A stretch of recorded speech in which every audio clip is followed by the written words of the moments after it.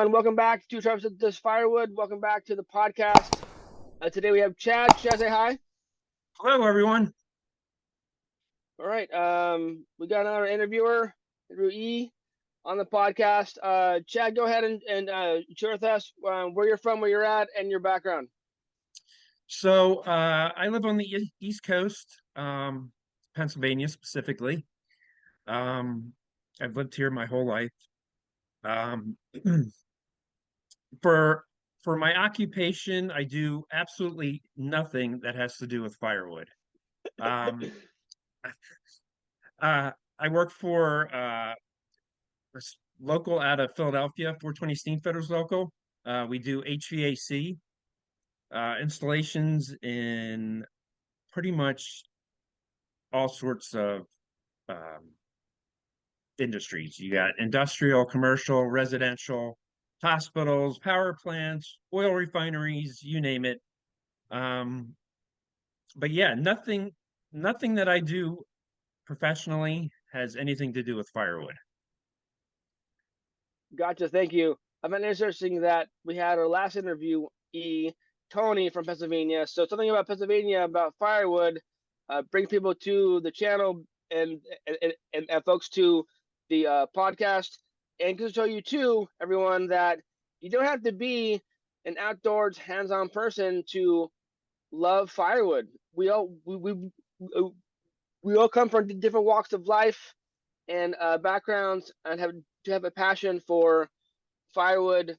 So segue, Chad, what makes you a firewood addict?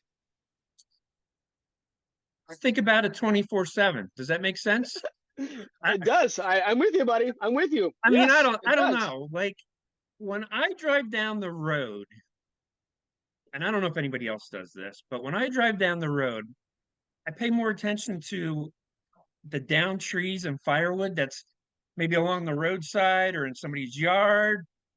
I, I don't know. It's really weird. Like it just I think about it all the time. Um, from cutting to splitting to, like I said, driving down the road looking for firewood. Where can I get firewood? There's never that satisfaction that you have enough firewood. I don't know if you have that or not, but it just seems like you always could use more and you're always looking for more. Where can I get firewood? Where can I get more firewood? I I don't know. agree. I totally agree with you. Sorry to cut you off. My wife, when we're driving down the road, she gets annoyed sometimes because I'll be driving down the road and I'll see like a down tree on the side of the road or some like lot that's being cleared. I'm like, ooh, firewood. Firewood. Ooh, Can I get can I that? can I go there and get some? Or like I Yeah. thought like because I would like to try if there's a down tree on the side of a road that's public road. Can I park there with my flashers on and cones maybe, and take out my chainsaw and buck that up real quick and take it? Can I do that? And I'm tempted to contact either my city or my county and ask like, is that cool? Can I do that without having to be like pulled over or cause an accident? But hey man, the free wood is free wood, and my Free eye, wood like is you free just wood. said, That's right. is always looking on the road. I'm with you. You're not crazy. I mean, maybe we are all crazy Yeah, maybe here, we're all but crazy. Yeah. I love it. I love it. That's awesome. I'm with you, buddy. Thank you for sharing that. I appreciate that. Awesome. All right. So folks, let's get into the questions here. Um, Chad, do you burn firewood in your home for heat or for pleasure? And if so, for how many years? I do. I burn it for heat. The current house that we live in now, we actually built 12 years ago. And I actually have two wood stoves at this house. I have one on our main living area, and then I have one in a finished basement. So I have two wood stoves here. Previous to this house, um, I had a wood stove at our other house. So I have been burning wood for 25 plus years personally. Um, I did have a little stint there where I stopped with the wood and I actually got a coal stove. not at this house, at our other house. So there was probably a 4 or 5 year period that I did try coal instead of wood. Um, it's a nice heat. It's just it's it's different. It's got different aspects to it. There's you feed it twice a day, maybe depending on your burn times and stuff and how hot you want it. But the ash is totally different. It's a real fine powder. It gets everywhere. Um, but then we sold that house and we built this one, and I decided that I wanted to go back to wood. Now, being on the West Coast, I have no experience with coal, and I have no understanding of coal. Obviously, it's a resource that you have in your region. Is it a different you can you burn it in a regular wood stove as you would burn firewood, or or hold the entity in terms of like how you burn it? No, it's totally different. It's kind of hard to explain unless you actually looked at a stove itself. But a coal stove has shaker grates. So you put your coal bed on those grates, and then underneath is where your ash pan is, and also where the air is let into the stove. So the air comes in the bottom, like through the ashtray, and then filters up through the coal. Um, which and that's how you adjust how hot you can make it and such. But yeah, as far as I know, you cannot burn coal in a wood stove just because of the design is not the same. Is it similar to like a wood boiler where they put like big chunks of wood in? From what I understand of what a wood boiler is. So you can get coal, and I don't know all of them, but in different sizes. There's pea, I think nut, and it's all the size of the coal. And certain stoves, I believe, only burn certain kinds sizes. So it's not real big chunks of coal. You know what I mean? They're sort of like Like a gravel handful size. size. Okay, okay, Yeah, okay. yeah. And then how would you is there like coal stores or like a some sort of like a depot where you buy it in I honestly I have no clue about coal. So do you buy like in the bag or like in like a bucket full, or do you go to the store with your truck or trailer and they haul it in like a big dumper and in your I don't know. How do That's you a good buy it? question. I'm sure you can buy it in the bag. Um, but like like burning wood, you sort of do it by the amount, let's say a cord of wood. I was buying and by the truckload. So there's local people around here that will travel up northern PA where you can actually get it right from the mining sites. And I was buying it by the ton. So a ton of coal sort of is equivalent to like a cord of wood. So I would buy it by the ton, say 3 ton truckload at a shot, and then you have to have a bin or some kind of receiver at your house that you would store it in, um, preferably covered because you don't want it to get wet. With coal sh from the ground or from the mining site, is it good to go to burn right away, or does it have to go through some sort of like a drying seasonal or seasoned process? I don't believe it does. No, once it's actually you can get it watered down, so it keeps the coal dust to a minimum. So you can get it Oh, watered down when you buy it. But I believe once they mine it and then break it down to whatever size you're looking for, and you go and pick it up, it's ready to go. There's no drying or anything, as far as I know, that needs to be done. interesting. And then from your experience, either maybe then or now, would it be on par cost wise with like you said like a ton of coal would equal more or less like a cord of wood? Would a cord of wood be similar price than a ton of coal? I'm curious. It's been years since I bought coal, but I think they're pretty comparable. Nowadays, I think coal has actually jumped up in price a little bit more. So let's say around here, a cord of wood is it ranges anywhere from like 175 to probably 250, that range here in my Mhm, area. mhm. I don't know what a ton of coal is. I'm thinking it's somewhere around $300, I believe, for a ton of Gotcha. coal. So it's just slightly above what a cord of wood would be. I gotcha. And is it still a prevalent thing to utilize for heat in your state or region, coal, or is starting to decline, which means that the price of it has increased? I think that's part of it, Travis. I think it is on a decline, and that's probably what's driving the price up. Yeah. I gotcha. Interesting. And then, what is your experience with the type of heat? Um, Coal versus wood heat. What do you prefer? What's your experience with that? So I'd have to say coal is it's more steady, if that makes sense.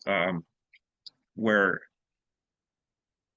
firewood you can if your house is cold and you go in and you start up your fireplace and you can crank that thing and get heat like really quick and get it really hot to warm the place up. Coal is not that way.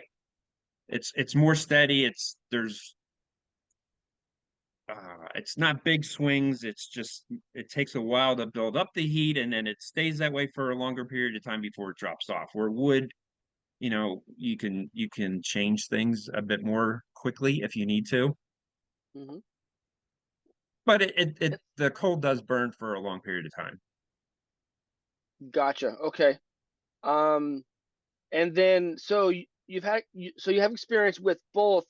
As right now, what do you prefer? Either, and it could be on cost, it could be the type of heat, it could be availability, or just overall preference. If to burn coal versus firewood in your house, what would be your preference right now, Wood, absolutely. hands Yeah. down? Yeah. I didn't mind the coal, but we're here because we're addicts of wood, right? So I did miss the wood processing in that period of time that we were doing coal because I didn't need wood anymore, so I just stopped. And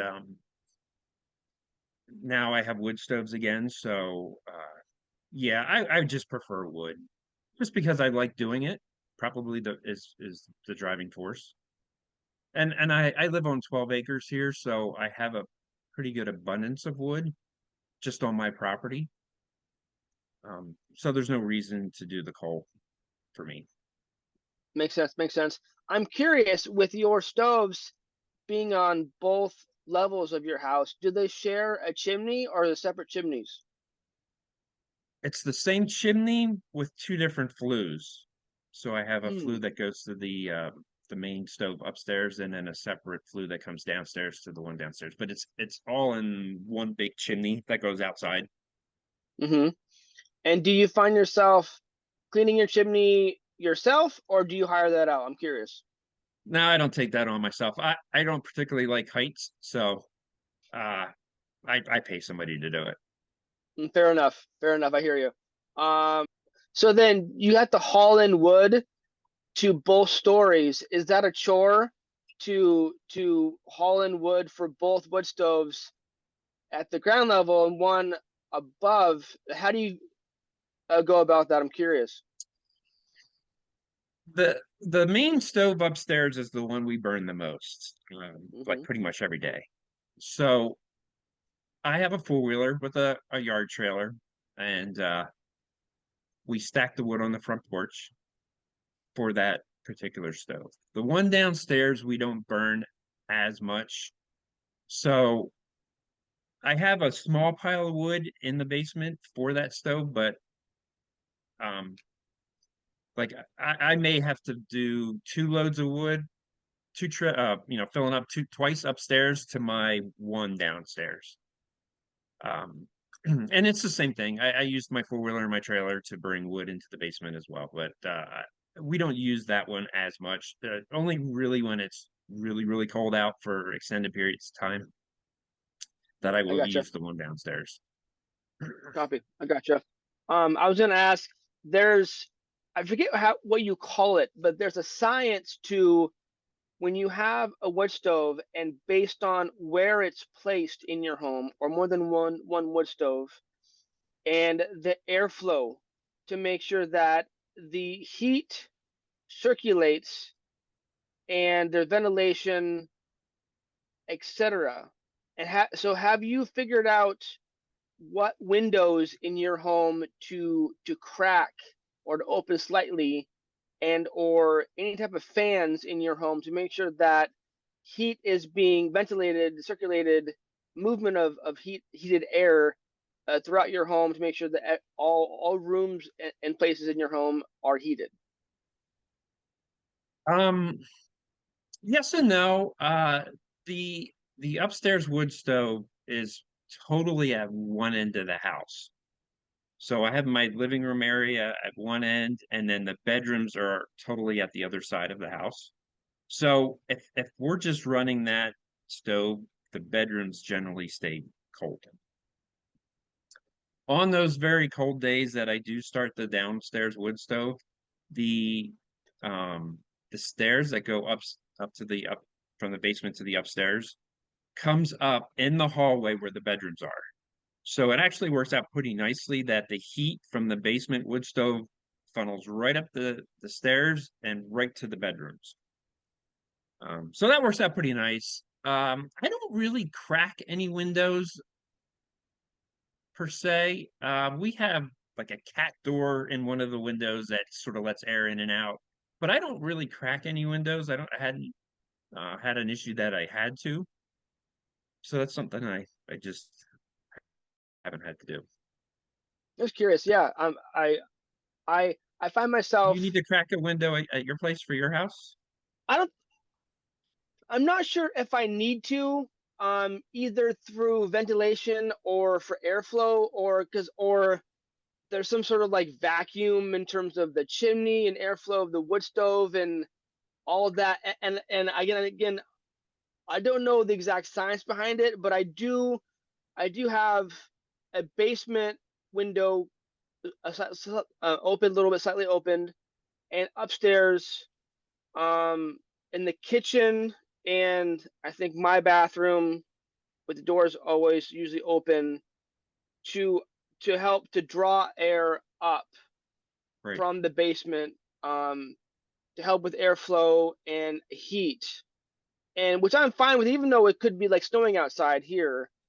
To have a window slightly open won't like make that area cold, Cold. because you have this heat air, this air that is heated from the wood stove lasting, and that will um overcompensate for the little bit of cold air that may be coming in. So I think, and again, I don't know the exact science behind it, but I know that there's some us wood hounds, wood addicts that understand the science behind the airflow with ventilation and all that stuff. But it's curious in terms of like you having two wood stoves that may burn at the same time and living in a two-story home, if you how you would go about that. So thank you for sharing. Just curious your experience with that. Awesome, cool. Sounds like you have a lot of access to wood and trees. Are you currently selling wood, Chad? No, I am not. Um, I do have a business, quote unquote, ready to go. Um, the name's picked out, the logo's picked out. I have everything ready to go. Um, it just there was a hiccup. We had a fire at our house a year ago. That sort of set things back. I was ready to make the next move with the business. I have a place to sell. Um, but the fire happened and we had to move out of our house for almost a year. So everything kind of got put on hold. But I am just about ready. The house is just about finished and we're back in it. So I hope to have more time free up here shortly, very shortly, that I can get back into this and hopefully get it going. Uh, the one thing that I have not done yet, and I want to, and I actually want to question you about this, is a roadside stand. So I live in the country. I live in farmland here, but my road does get traveled pretty heavily, and Mhm. I'm thinking a roadside stand would do pretty well here. Do you have any? I haven't built one yet, is what I'm getting at. That's one of the things I have Mhm. not done. Do you have any suggestions on what and how to build one or things to stay away from? Because I know you do have one there at your house. I'm looking for Yeah, suggestions. I went on other YouTubers' channels and I actually asked some questions to them, and really none of them got back to me. So I didn't get anywhere with that. But I was just looking for suggestions on some things, like maybe how to build it, designs, or what to stay away from. yeah. That's a good question. I think I got my ish idea of how to build it from Dan at Back 40. In terms of like the design, I think utilizing pallets is probably the go-to in Yeah. terms of the structure and how to divide each sections of the firewood stand. And when I built it, I think I built it on. I live close to a tractor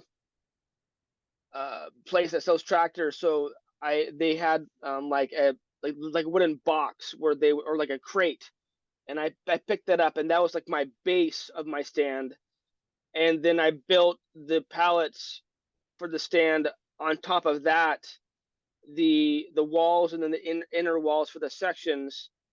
And then I think I put pallets on top for like a roof type structure. And then I think I literally put, when I first built it, two sheets of a quarter-inch plywood that I got at the local a cabinet shop that I live next to. And then for a roof, which definitely would have, it did not hold up very well because it's a plywood that's not painted or even covered. And then I painted it. I painted it gray because I had gray paint that was not doing anything for me. And then so it was all uniform color to give some sort of like presentation. I think that's key too. So people think that it's not legit business, but people will take you seriously as opposed to just like straight wood that's raw. Um, and then I found some dry erase like cardboard type signs or like pieces of like a whiteboard from the dollar store that I use for my signs that I would screw to the face of the stand. I have it on both sides. I built it so where I could load and sell wood from both sides of it as opposed to one side. And I think that that's the basic um, design of the whole thing. I think it all depends on your location and how you want to sell, um, and how you want to direction it on your lawn or your driveway. If you want it to sell from both sides or only one side, if you have cameras on it or not, if you need power to it or not, for lights or for cameras, whatever you need. And then I think it was a year or two later is when I improved the roof on it to give more structure, and then I put on not comp roofing, but like a rolled on type comp looking or feel roof on it, so that would stay. So the roof was more durable and would keep my wood dry and not wet because at the time the first roof started to leak because it just didn't hold up. So I think that's another thing too is to spend the money on a metal roof or use like plywood to put down like comp um, on it to keep the wood that's already seasoned and dry still dry in your yard. I hope that answers your question. Sorry, it's kind of long Yes, winded. it is. No, it does. So basically, most of the construction material was skids of some sort. Yeah, I think a lot of us addicts for some reason, I think are thrifty and want to go on the cheap. And I think that there's a way to do that where you're gonna build something, it will not look like hell. Like it's gonna look decent. Decent, yeah. Yes, yes. I mean, you can put money into it. Go to local Home Depot or Lowe's and buy lumber.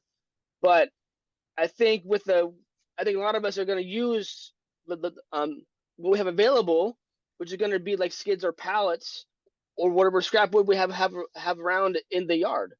Yeah, Yeah, not makes required sense. by any means to do that, but I mean, I think that that's the go-to would be to use pallets and skids because that's what it's cheap. Yeah. Yeah, and it seems like most of the ones that I've seen, that's what they're constructed out of, pallets and plywood. Yeah. And then Okay. and then how you sell it is totally up to you. I mean, yes, there's bundles or bags of wood, and then but if you want to sell like larger quantities, not like a face cord at a time, but like sections of like I call them racks, um, either by volume or by quantity. It's however works for your niche market. One thing I will say that I need to address on my firewood stand is because I'm a shorter guy, I'm 5'2" on good days, and I didn't think about this, but when I built it, even with my new roof, is people will hit their heads on the fascia boards on the roof because it's made for me because I'm short, and so I need to utilize a tractor or some sort of like forks and lift it up off the ground, put supports beneath so it's higher up, so it's more accessible for people, so not having to bend down to get the wood. So I guess to think about who's going to be buying it and to build it accordingly, if that Okay. makes sense. Yep. Yeah. Yep. Um, Okay. Good I stuff. want I wanted to ask. So so I'm sorry to hear about your house fire. I hope everyone was okay when that happened. Yes, everyone was fine. The fire actually started on the outside of the house, in the middle of the night, almost a year ago. April 13th will be a year. It started on the outside of the house. We were all asleep. Unfortunately, it caught the side of the house on fire right below where a, a double window is, and the heat um, of the flames actually broke the window. Um, and as we all know, being firewood people and wood stoves about drafts and everything, as soon as that window broke, uh, as you can imagine, it just sucked everything into the house. So there really wasn't fire damage in the inside of the house. The fire damage was on the outside. But when that window broke, it just immediately pulled all the smoke and soot and everything into the house.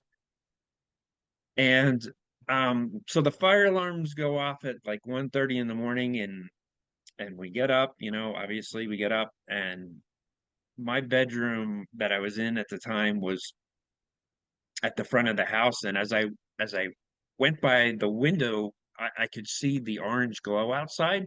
I mean, we've had our fire alarms go off for no reason at all here. I think everybody probably has. They just go off for no reason. So you're in panic mode, but you're not in panic mode originally because you don't really know what's going on, right? But as I went by the window, I saw the an orange glow outside, and because it's dark, it's 1:30 in the morning, and so obviously I knew something was really wrong. Um, Mhm. I got out to our living room area where the fire was, and the window was broken. It just was the house was engulfed in smoke. It was horrible. Uh, it just so happened, again, this was last April, that the weather was getting warmer, and I had put a garden hose in the front of the house, and then hooked it up for spring type stuff, watering plants and all that stuff. So I had just put the garden hose outside 2 days before this fire happened. And So my first reaction, I came around the corner in the living room and the flames are coming in the window and all hell's breaking loose. And I run out the door, and this fire was growing fast. We have vinyl siding, and when vinyl siding catches on fire, it's the plastic type material, it just Yeah. was spreading fast. But my first reaction was to grab this garden hose. I wasn't sure if I was going to be able to put it out. This thing at this point was growing quickly, like I said, and my first reaction was to just grab the garden hose and see what I could do. And luckily enough, I believe I had just caught it in time that I was able to put it out with the garden hose. We did not have to call the fire company because I believe that would have led to a lot more damage with them. They would have sprayed the house down and ripped walls open Hmm. and all kinds of stuff. So I did get it out, and that was good.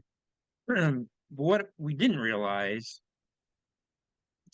was, even though there was no fire damage in the house, all that smoke and soot got on and in everything. And I mean everything behind your walls, on your carpet and everything, because the house was completely filled with it. So we had a response team come out, and the long and short of it is they had to completely gut the whole house. Everything had to go. All of our belongings got packed up, taken away, and cleaned. The walls got ripped down, the drywall, the insulation behind it was completely gutted down to studs, and the roof was left on. So the exterior of the house was still intact, but everything inside was gone. Wow. So we had to move out. Now, we have pets, so we couldn't really go to a hotel room or anything like that. So we actually had the insurance company agree to buying us a camper that we parked in our driveway. So we were able to stay on site, but we lived in a camper then for 8 months. And we Wow. got back in the house right before Christmas. And it's still not completely finished, but it's very close. There's still some things to finish, some small stuff, and of course, um, finish unpacking.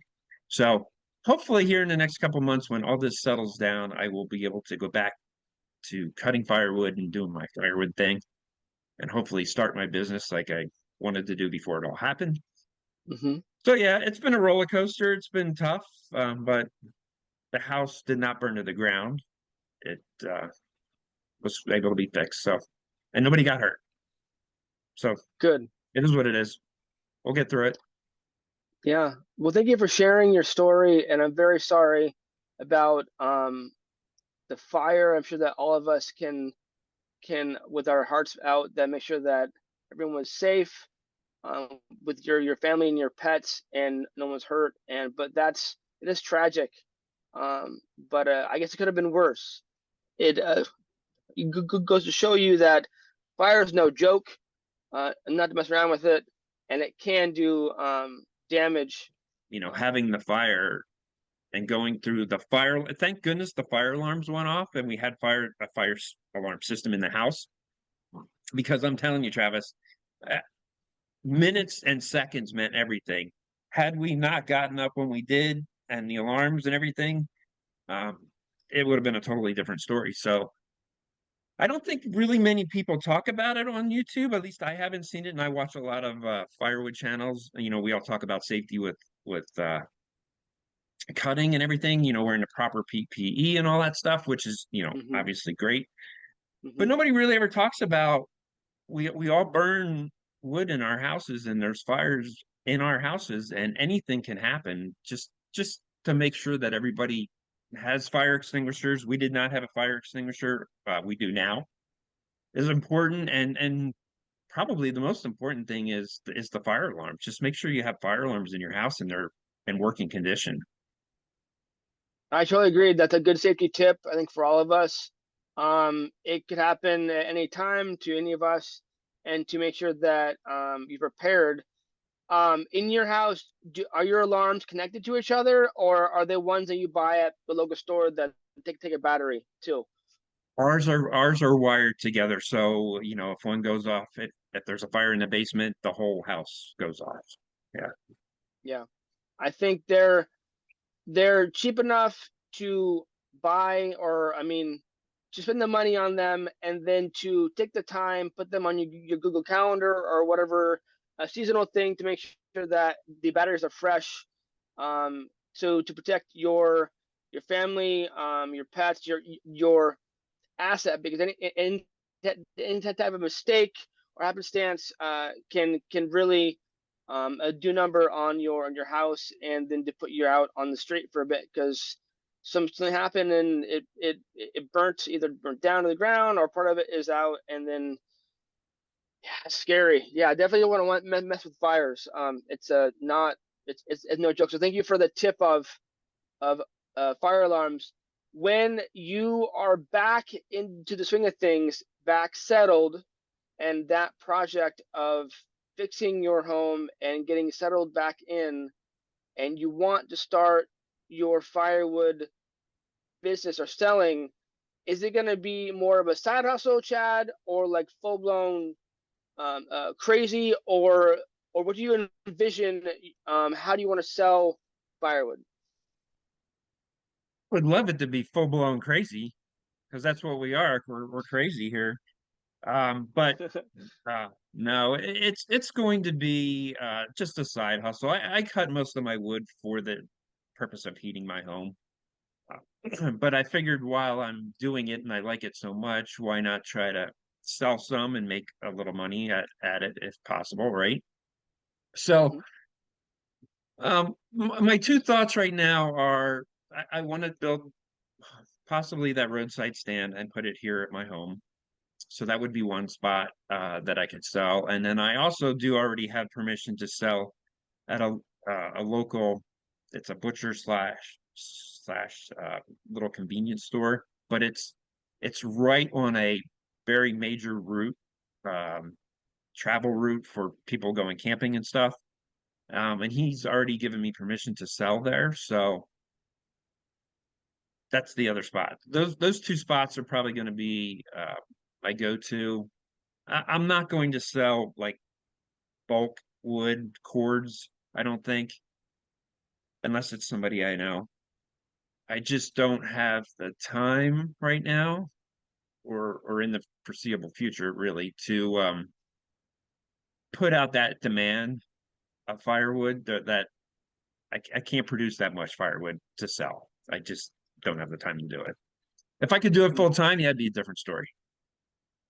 But here in Eastern Pennsylvania, a lot of people burn wood, a lot of people sell wood. It's all over the place. You can get it anywhere. So if you can get it anywhere on in your Pacific neighborhood or near where this butcher place is there a market still to have a firewood stand? Do you feel? I believe there is because I've done my research a little bit when I started looking that there's nothing in that area or anywhere too close to that specific spot that has firewood for sale. So, and it's a really good spot to pull in or over on the road. There's plenty of room, but people will say trucks and trailers, campers going to the mountains because I live close to the Poconos, so that's a really popular vacation spot. So it's a easy access in and out. If I were to start selling there, it's a really a key location, I think. I think a lot of us that who have a firewood stand recognize either before when they're planning for it or soon after that access to the firewood stand or like where people are going to park their vehicle. Either it's going to be in a pullout in your driveway. Is it big enough? Is it easier to see from the road, etc.? If you're on like a narrow driveway and they can't back in or turn around or what have you, it's almost it may be like a turnoff for them to Yeah, not sure. want to be just to buy your firewood, to have it be accessible. So I think that the for a firewood stand like that or a roadside stand, however you want to call it, that is a factor of people parking to access the stand, to access the firewood. I'm curious too on the other location. would the person at the place, would they take a cut of the firewood, or are they is the cash box is on the firewood stand, so it's just on their property, on their premise, and then so it's separate from them doing their own thing? I'm curious. Yeah, we actually hadn't gotten that far in our conversation. I think how it's going to go is I'm going to have to give him a cut. Um, I'm pretty sure that's where it's going to go. But I haven't had that conversation fully with him, so I don't know it for sure. But yeah, I'm pretty sure I'm going to have to give him a cut. I think in most circumstances, I think that would be okay, or even if it has not come up in conversation, as like a kind gesture to offer something either per month. I think it would be in your best interest. And now this is my own opinion, and maybe others watching could share their opinion too in the comments. But because it's away from your home, you don't have eyes on it, you don't have a camera on it.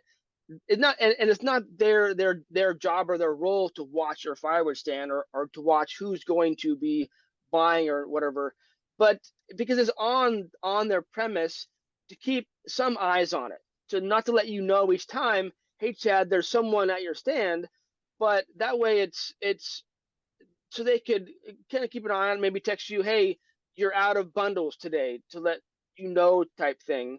And I don't think it would have to be much money.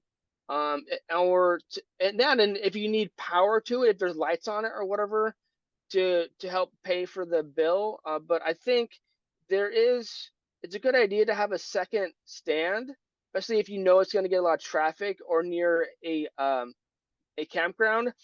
But I guess to keep in mind, to make sure that you have time enough to restock it, to check it once in a while.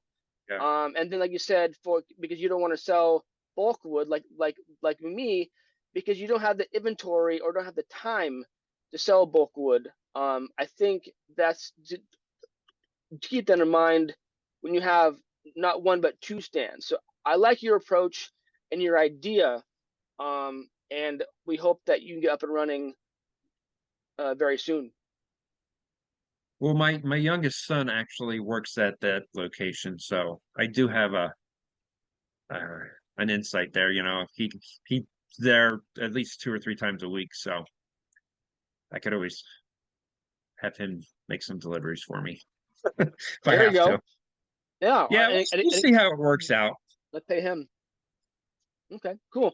Well, I look forward to hearing about your firewood stand or stands soon, as you get settled, hopefully in your home that's going to be complete soon. On that note, too, with your house, I would definitely make sure that everything is moved in, settled, painted, caulked before you do anything, because if you don't do it now, it may not happen. Trust me. Yeah, But I from know. experience.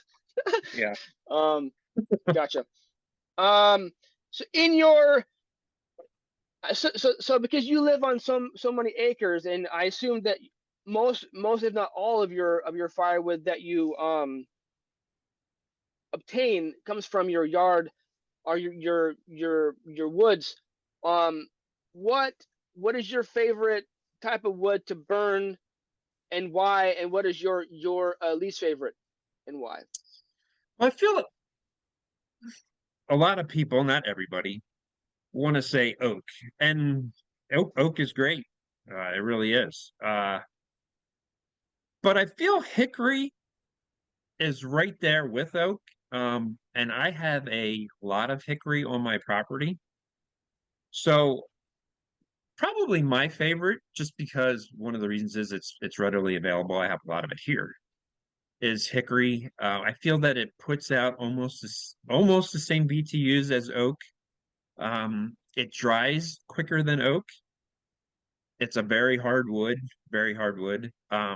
The only downfall to it is it is a bear to split. Um, it's very stringy, and I don't want to say overabundance of knots, but it's just it's a very stringy wood, and it is a bear to split. Um, So I would have to say hickory is probably my favorite, and it has a certain odor when you burn it. I find it pleasant. It's not like your cottonwood. I don't know what cottonwood smells like, but I hear you guys talk about it. Um, so yeah, I would have to say hickory. Oak's right there too. I mean, everybody loves oak. Um, so between the two. As far as least, I don't know. I don't really hate any wood. As long as it's dry, not wet, and burns, I don't really have a least favorite, honestly. I Okay, like it all. I gotcha. So if you have an abundance of hickory on your property, are you are you cutting down trees just for firewood, just to cut them down, or are there down trees on your property that you're using first, or are you kind of having to thin it in and out to access for firewood, or what's your process there? It's a great question. It's a great question. I personally do not cut down live trees just for the firewood. Um, I have 12 acres, like I told you. Um, and there's enough storm damage here between our winters, and we actually had a small tornado go through the bottom of our property about 2 years, 2 or 3 years ago, that knocked over like 20 some trees, uprooted them, just like completely blew them over. So Wow. I do not cut live trees down just for the firewood. I am able to either the storm blowovers, or if they're dead standing, that's a different story. But I have been able to do between those two and cut enough firewood to keep me going. And then also between my neighbors or anybody else that comes along, they know a lot of people know that I burn wood and I'm always looking for wood. So if somebody else has a tree blow over or something in a storm, I get a call and I may go there and cut it up for them. But yeah, between mostly storm damage, I'd have to say a majority of it is storm damage stuff, blowovers. Yeah. I appreciate your stance on not cutting trees down that are live, um, just for firewood, or just to cut them down. I there's no, I don't see the purpose of that. I mean, if you're desperate, okay, but you're saying that your neighbors and friends know to call you or contact you when they have access to trees. Is it the same type of species, or what other trees that you are being called to harvest or to pick up too? Where we live here, we have hardwoods. That's pretty much all it is. Oak, hickory, birch, beech, walnut, maple, um, lots of hardwoods. Eh, there are firs and pine trees and that sort of thing, but they're not in abundance. I don't like where you live, I guess. Hmm. Um, so it could be any number of those species. There's cherry. Any hardwood you could just about think of, we have probably here. So it could be anything like that. Gotcha. So it sounds like you have access to different types of tree species, which is great, not having to be pigeonholed into one or two. When you're wanting to process wood and stack it in your region of the U.S., what do you call a third of a cord? A third of a cord. Third of a cord, not Yeah. rick or rank or row or whatever, truckload. It's a third of a No, cord. not here. I haven't heard it called anything but a third of a cord. Gotcha, gotcha. Thank you. It's interesting to me just to ask that question to figure out where people get these terms, Yeah. and how it's used. I don't know. Where do they come up with these terms? I mean, a third of a cord's a third of a cord. Where does a brick come from? I'm not, I don't know. And I've heard too. I think like a rick um sometimes is either a third of a chord, and sometimes I think it would mean like half a chord. Well, how can it mean two different things? That doesn't make any sense. I don't know. I use face chord sometimes in my videos or when I'm talking to people, or a third of a chord just to make sure that I'm on the same plane as the buyer. But yeah, it's I just find it interesting how we use different terms for the same volume of firewood. Yeah. I will say in our area here, now there's a demand for smaller bundle sizes for camping and whatnot, people, doing outdoor stuff. But in this area, I feel that a lot of people burn firewood for heat. So cords of wood are big sellers in this area. I know it sounds like maybe in your area, it's not, a cord of wood is not something that is uh, as commonly sold. But here, because people burn wood, for the heat of it, not just for the pleasure of seeing a fire, they buy in bigger quantities. So cords are very common here where we live. Cords are definitely a thing here, are a big thing. I mean, being the Addicts? evergreen state, um, with having it be so green here. When I get a new customer, one of the first questions I get is, "Do you sell cords of wood?" Because either they want a cord, or they're used to a cord, or that's that's all they know of how to ask, or they know based on volume and cost, versus buying a bundle or two every other day versus buying a cord. You're going to get more bang for your buck by Right? buying a cord of wood, which is why I don't sell cords of wood. I sell bundles and racks of wood because I get more money for my wood, Sure. or my firewood. So that and inventory. I don't have a big enough yard to house that much wood, that is with my turnaround, because I sell all year round. Um, but to find that niche market, I feel in your area, definitely people want cords of wood. Either it's going to be nowadays or in the summer where wood is going to be green, so it would be purchased and then stored at their house to season for the following fall, or they buy it already seasoned, so it's all good to go for the summertime. So I guess it's to find your market, but definitely people here know cords, love cords, and they're always almost perplexed when I answer, "No, I don't sell cords," and they're in their head, "Why would you not sell cords?" I don't know. Very interesting um to to to encounter that, and then they don't ask why, but I think they figured it out in their head later on.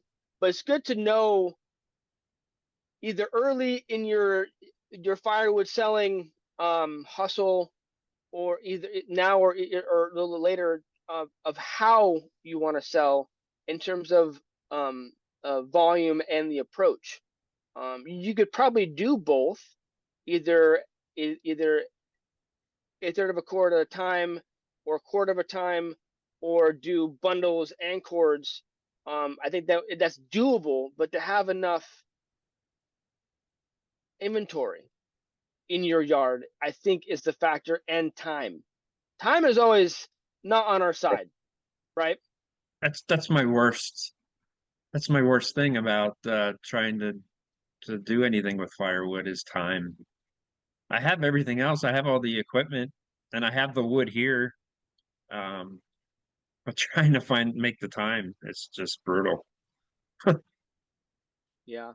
It's definitely when you're not doing it full time, when you work to support your family, and you're doing it on in the evenings, or the weekends, or holidays when the kids are at school or whatever, just to get a few hours in of work with firewood. Yeah, it's definitely a challenge. You mentioned you have all the equipment. What are you running right now for splitter, gas or electric? We have gas. I've never had an electric splitter. I've always had a gas splitter. Um, I believe I've only ever had two in the 20s, what did I say, 25 plus years or whatever it is I've been doing this for myself, for home heat. And they've both been box store splitters. The current one I have now is a County Line 40 ton. I don't remember what the one was before that. It was red colored, maybe Husky, not sure. But both, regardless, both box store splitters. For what my needs are, it's plenty. Would we all like to have a bigger, faster splitter? Sure, right? But uh, at what cost? Because they're not cheap. Hmm. I agree. And to weigh, even if you had access to it, even though if you had the funds to buy one, would you, based on your time, would you be able to utilize that machine to its full potential?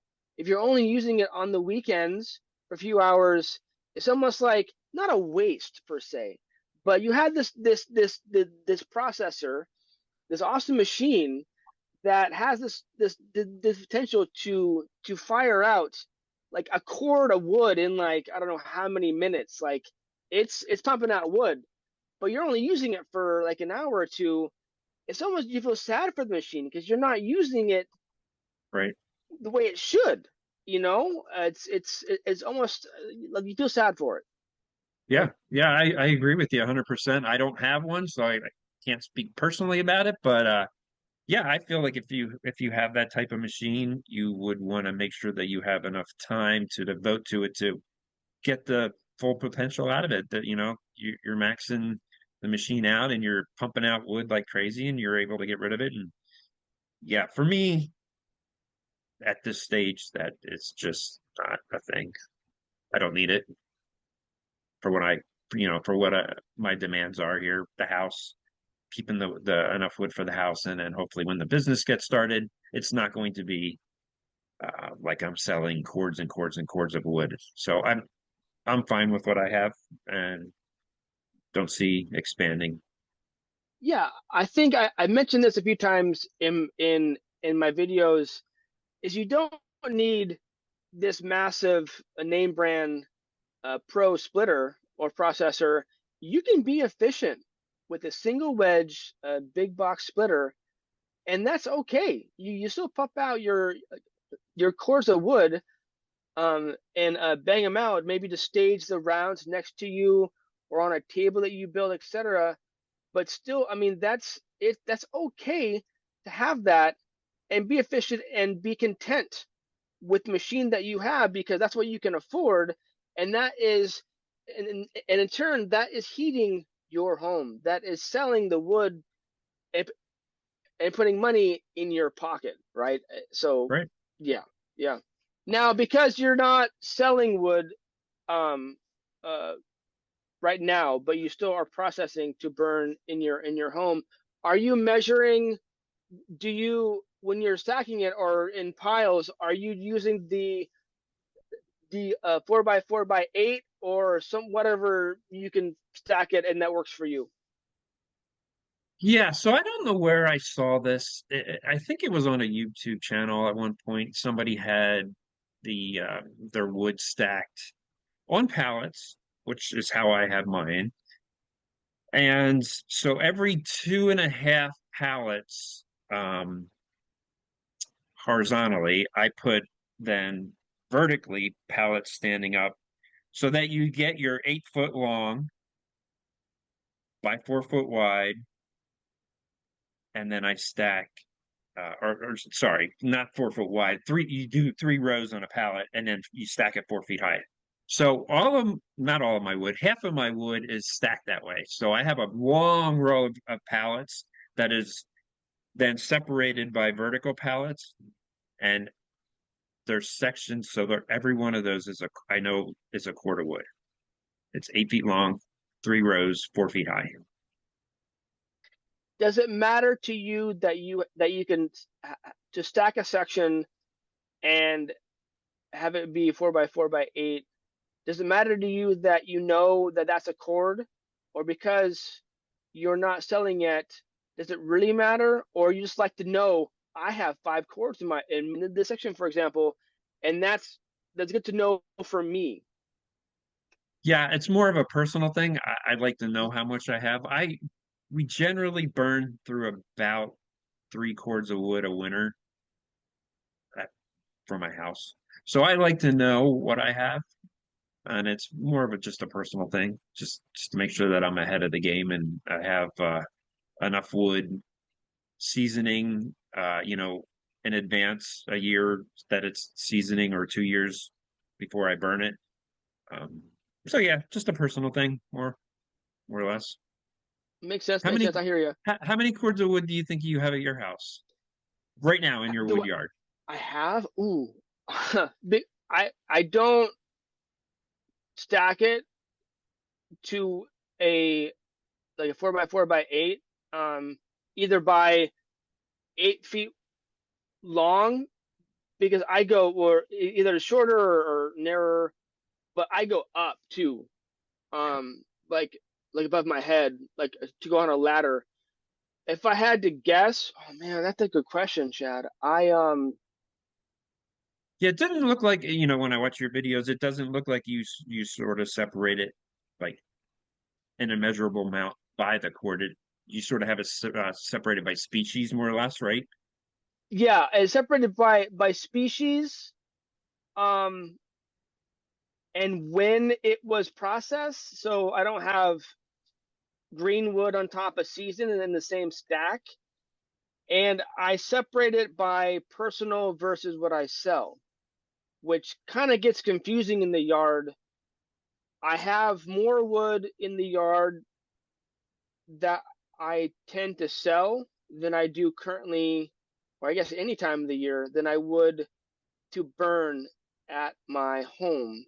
I think if I measured one time, I think I measured I think it was like 4 cords of wood, more or less, that I went through in a year. Now, granted, in the fall and in the latter part of the winter, I'm burning a lot of cookies or like smaller chunks of like offcuts or things that I can't sell because for a lot of us um, who do sell, like yourself soon, is I think the rule of thumb is to sell the good stuff and burn the crap in your own house. I'm not saying like the punky or the rotted wood, but stuff that is wonky looking, it's ugly, because you want to sell quality um, wood though, right? So and then with what I sell is usually softer wood. So in any offcuts or cookies, it's a softer wood, so that will obviously burn faster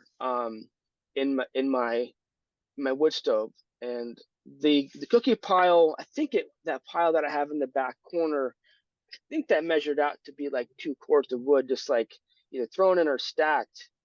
Um, but yeah, I definitely have more wood, or should have more wood in my yard prepared to sell than I would burn in my own home. And I hope that my yard doesn't look like a jumbled mess in terms of how I stack my wood and how it's covered. But uh, at least in your mind, if it makes sense to you, I mean, I think I try to use signs on my stacks so I can pinpoint what species it is and when it was processed, so I know I can kind of gauge in the timeline if it's going to be seasoned enough to even attempt to use like a moisture meter. And I guess for me, because I live in a place that rains a lot, I tend to have to cover my wood, or at least I'm going to maintain that I have to cover my wood. Do you cover your wood there? I do, yeah. I've tried it both ways. I've tried stacking it uncovered, covered. I've tried not stacking it, just throwing it on a pile, covered, uncovered. And I don't know, for me, maybe I just wasn't doing something right. It just seemed like stacking it covered was the best option for me. It seemed to dry better. I've heard conflicting stories about this. Cover your wood, don't cover your wood, stack it, don't stack it. I don't know. My preference, what I do here is I stack it and I cover it. It's a big debate amongst a lot of firewood folks, woodhounds, addicts, to stack versus having to throw it in a pile. I think it all depends on the person, and if you want to stack it or throw in a pile, if you want to cover it or not. Um, it there's no wrong or right answer. It is whatever works for you. And if you don't stack or don't cover, that does not impact other people. That should not impact another person. It's your own firewood. So, whatever experiments or however you try to prepare your wood to be seasoned, um, that should work. When you do cover it, are you using a tarp? Are you using plywood? Um, a tin roof? What are you using? Tarps, Tarps, tarps. mostly tarps. Yeah. The blue ones are ones that are more durable. The ones I have on right now are brown. I don't know what if that makes them more durable. I know there's different grades. I know the color doesn't mean anything, but I know there's different grades. I couldn't honestly tell you what grade they are. I don't even remember where I got them. I think I got them at Lowe's, but um, they've held up so far pretty good. So I'll just keep using them. Right on. Yeah, I need to get better at covering my wood to allow more airflow. I think that's one thing that I don't have going for me is just to cover the top, Yeah. not to droop over the tarp when I do use tarps. But I find myself when I'm building some sort of type of roof structure over the firewood is I need a lot of overhang because of the wind or the water will come down and then will hit the ground. So then the lower maybe foot of the wood stack that remains wet, or the water will splash onto it, or the water will come down the wind from the roof. It's a science to figure out how to cover your wood or not cover your wood so it will dry. Because I don't mind. I think the maple that I'm currently burning in my home is probably at 25%, which is not ideal in terms of using a moisture meter. But I'm I'm out of wood. We burned a lot this year because my wife is from Vermont and she likes a warm home. So we started burning, I would say, as early as October, and we'll probably continue burning in my home into April. Now, when I'm burning currently, I'm only probably starting a fire in the late afternoon or in the evening. So there's heat coming up from the basement to radiate up. So then we're warm during the evening time.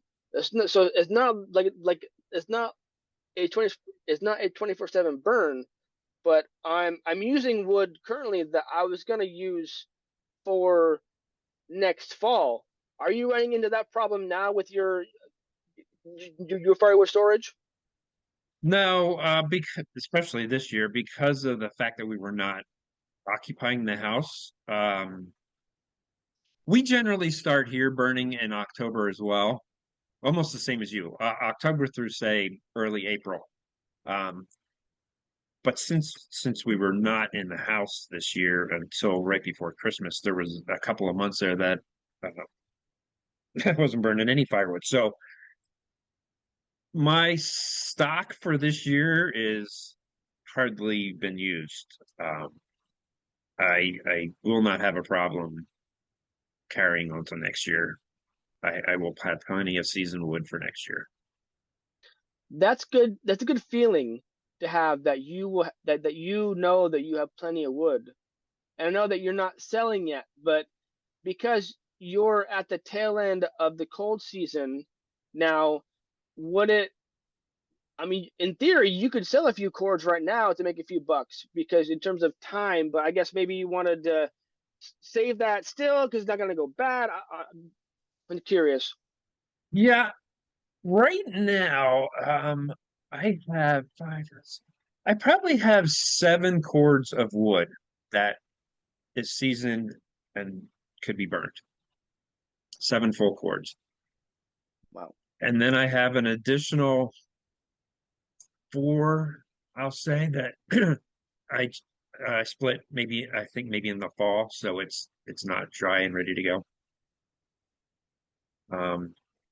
So what does that put me at? 7, 8, 9, 10. I'm at like 11 cords split currently. And I probably have at least that to do as far as I have trees that came down. So I have bucking up to do. I am, or I was, I had to cut them off. I was hooked up with 2 tree service guys that were dropping off wood here. And they just dumped on me like all at one shot that I completely ran out of room, and I had to stop them. So I probably have, I'm going to say 10 cords of wood to buck up and split that are just between the tree service guys and the trees that are down in my woods. Yeah, I got double that I could do yet of what I Wow. already have split and stacked. I can't imagine. I mean, my yard's not that big, and I don't live on acres plural. But I'm sure it's kind of a good feeling, Chad, that you had to say to your tree company people, stop dumping wood. I can't handle it anymore. That's a good feeling, isn't it? Kind of a little bit. No? I'm a wood addict. No, it's not a good feeling. I literally, one of the guy lives up the street from me, and I every now and then I drive by his house, and since he doesn't dump it here, I guess normally he maybe takes it to a recycling place or track. I don't know what he does with the wood when he doesn't dump it at people's houses, but he has recently been dumping stuff at his own property, and I go by there and I see nice logs sitting there, and I'm like, damn it, they should be mine. But Yeah, I don't have the room right now. I don't have the room. I hear you. That's interesting. That's super funny. Yeah, I think yeah we're all looking out for wood to get for free, but but it, but when you don't have enough room, then you don't have enough room to house it. Because I mean, I would hate to have wood sit for so long that it's starting to go bad. That's the other Type thing thing. too. Yes. Yeah. Um, Interesting. When you are bucking up either tree service wood or trees that are down on your property, what are you currently running for your chainsaws? I currently my go-to saw is a 500i. Um, I pretty much use that for everything. Just the size of the wood that I have, the tree service guys when they dropped off all that wood, it's big stuff. It's 24-inch up to probably 36-inch round chunks of logs. And even the trees that I have down on my property are in the 30-inch range, the trunks of the trees. So 500i is my go-to saw. Um, I do have a smaller steel 261 for smaller cutting, and then a 170 for like limbing. I am a heavy steel person. I've had all makes and models though over the years. Echoes. I ran an Echo saw, I think a 490 for a long time. Cut tons of wood with that saw. I've had Husqvarnas, never had any issues with them. I have old McCullochs that I don't really use for cutting wood, but nostalgia. Hmm. So my go-to is a 500i, but there's nothing wrong with any of the brands that are out there. Honestly, it's just whatever works for you. I feel, there's always this argument over Husqvarna and steel, and you throw Echo in there too sometimes. But whatever works for you. I like the 500i, so I sort of stick with steel right now. The 500i, for what I need it for, the size bar. It's a lighter saw. The weight to power ratio is really good. It's a lighter saw for what power you get out of it. So that saw just works good for me. Gotcha. Awesome. Thank you for sharing. And then when you're going to fuel up your saws, are we using regular gas? Are we using premium? Or are we using ethanol free? In the past, up until just maybe a year or so, probably when I got the 500i, actually, which was about a year ago, I used to mix my own gas, and I would use regular gas with the premix oil, and I never had any issues. But when I got the 500i, for some reason, I don't remember if it was when I bought it, the guy that sold it to me started talking to me about premixed gas, the stuff you buy in the store in the cans, it's already premixed. Hmm. Hmm. I think he may have said to try to run it in that saw and see what I thought of it, and I did, and I liked it. Uh, so since then, that's what I've been doing. I've been buying the pre-mixed in the can, and I run it in every two-stroke thing that I have, my weed eater, my leaf blower, and all my other saws. So I've kind of converted from doing it myself, which I know you do, to buying the pre-mix. So it's a little bit more expensive, but I don't know. I don't know if it's the ease of it that I just dump it out of the can and pour it and go. Uh, but that's where I'm at with it. I run the premix. Gotcha. And the may ask what brand you're using or buying? BP. BP. BP. And have you used the True Fuel mixed as well? You have not? I not in my personal stuff. I know we've used that in again, I'm in construction, so we do have some gas powered equipment stuff. We at work, I know that we did have used that. Yeah. Gotcha. I'm asking in terms of, I think there's a few there's a few small gas engine channels, and from when I follow them, I would say they don't like True Fuel for whatever reason. Either there's like there's some bad batches, or it's just not a quality product. Um, I haven't heard anything about VP. I'm sure the price point is very similar. Um, but yeah, I mean, if they, to buy pre-mixed, that if that works for you, then that works for you. Whatever you want to run in your equipment, and you haven't had any problems, yeah, more power to you, right? I mean, yeah, there's no judgment there, versus having to premix uh, your own uh, a mix for your sauce, your equipment. Yeah, cool. All sounds good. Thank you for sharing your opinion on a pre-mix gas. Again, I mean, to each their own. There's no judgment there, and I'm glad that that has worked for you. And your saws they run well on that mix, and they're not in the shop type thing. I know that I think a lot of us, they don't want to think about it. They just want to pour fuel in their saws and go. Not have the extra step, and to trust that the premix is going to do the job and not gunk up their carbs type thing. So let me ask you. I assume that you have maybe followed my experiment with buying my Pinkway saw, the Purple Monster, and in my questioning to myself and to the channel of using a 25-to-1 mix ratio, do you have any opinions of what I should run after my first gallon of mixed fuel? Curious. So I've never really heard of a newer saw like you bought, um, requiring that you run a 25-to-1 ratio. It seemed a little odd, and I was like, huh, look at that. Older saws, uh, like the McCullochs that I have, they recommend like a 25-to-1 or a 32-to-1 or something like that. And the newer Steels and Husqvarnas are like 40, 50-to-1, right? So Mm-hmm. it seemed a Mm-hmm. little odd that you got that new saw and it was like 25-to-1. I was like, huh, all right, well, whatever they recommend. So I don't know what to tell you, Travis. I mean, maybe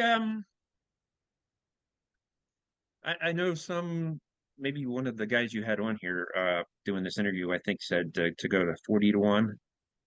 Maybe try to go to do some. I don't have that much experience with it, so I don't I don't really know what to say about it other than maybe try to go in the middle instead of 25 to 1 or 40 to 1, go to 32 and 1. It seemed like you're using the saw a lot and it's still you're still using 25 to 1 in it, right? Because I Yeah, think you said you correct. were gonna, Hmm. yeah, go through your can of gas. Go to 32 to 1 and see how it reacts. Um, I don't know. Did they say 25 to 1 and stay with it? Uh, That in the manual there with the saw, or was that just did they suggest it just to break it in, or do you remember? it's good. Good question, Chad. Thank you for asking. It didn't say use this mix now during break-in period and afterwards to use something else. In the manual, it just says 25 to 1. Literally on the saw, it says 25 to 1. So yeah, there was nothing else, and obviously the company is in China. So and I tried to reach out to them just to have a connection if the saw has issues to get parts, because I know that's going to be a factor in the future, hopefully not in the near future. Um, but yeah, I have run it a lot because that's currently my go-to saw, just to continue to try it out. So far, so good. Yeah, I'm not sure what I'll be running um, after my first gallon of mixed fuel. I think the consensus is meeting in the middle, or just go to 40 to 1 and see how it runs. I don't think it's gonna kill it, but I find it interesting the varied answers um, that I'm getting, and people are either like try it or like they're adamant like you need to try this here because it's a newer saw and oils. It's a very interesting experiment to purchase the saw. Um, and so far it's been cool to use it, and I think I need to run my 460 again soon because I think she's getting jealous of me using the purple monster. Just being, I mean, I've taken with me now the two sites to get wood, the cottonwood episode, and then that recent episode on Friday with the true service wood, and I had it in my truck. She was there, got ready to go, all sharp and full, but was not fired up. And I think she's kind of upset. So I need to go back and using it again. But with the Pinkway, if you go on Amazon right now, you can't find it. Not that 63cc saw right now. If you go on that link or to go type it in, where you're gonna see is a top handle, a tap Mhm. a top handle, Pinkway. What is it? I think it's like a 25, 30 maybe cc saw with the shorter bar, which would be interesting to experiment too. I don't know why I find myself wanting a top handle. I'm not a true service guy, arborist with having to climb. I don't want to be up in a tree, but I find myself wanting to try a top handle. I have no clue why. I'm not obsessed with saws. I I I have a few either running or not running, but I don't know why it is about it. But I had the inkling to want a top handle. I'm not gonna buy the Pinkway right now, uh, a top handle, and I think I have a a fellow addict that's gonna buy one soon and show it on his channel. So stay tuned for that. But it's been an adventure with the Pinkway. That's for sure. Um, so thank you for your insight on that, Chad. Let me give you the floor. Is there anything that you want to share with fellow addicts? Pro tips, lessons learned, anything involved with firewood that you want to share with us all? Please go.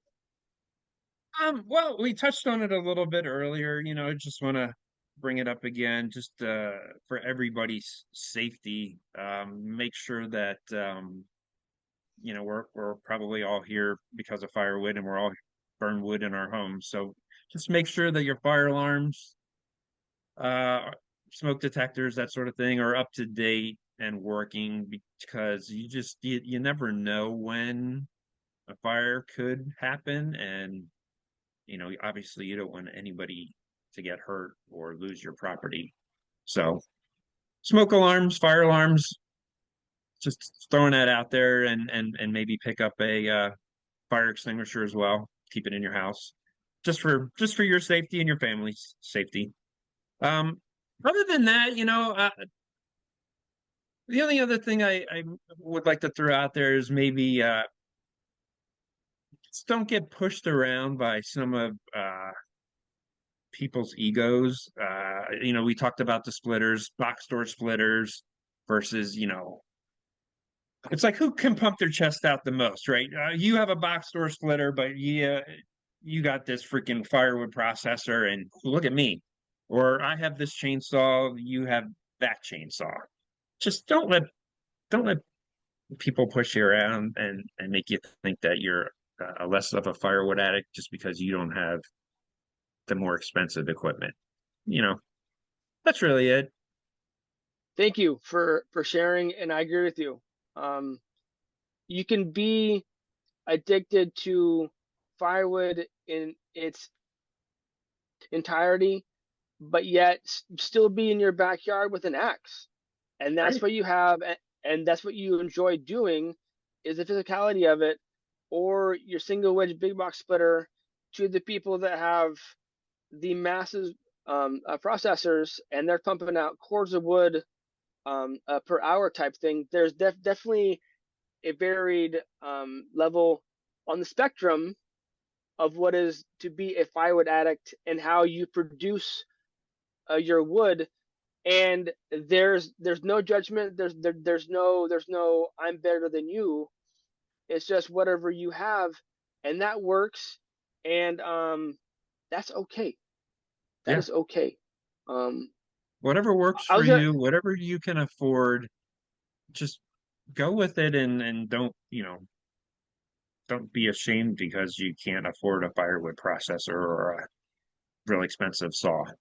Like you said, if you're just using an axe and that works for you and it takes care of your needs, then so be it. That's great. I appreciate you saying that. I think that that needs to be said more often and to be heard more often. Too. Uh, a quick segue follow up on your on your counting line. Is that one that will go from horizontal to vertical?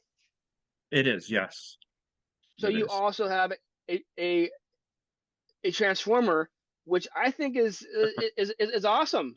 I mean, you to have it go up and down based on your rounds of your wood, or you want to stand that day, or next day you want to be sit down or be on your knees, whatever works. But I mean, that in itself, I think is awesome, right? It is. I'm glad you actually brought that up real quick. I actually do not use my splitter in that vertical position though. If I have an attachment for my splitter.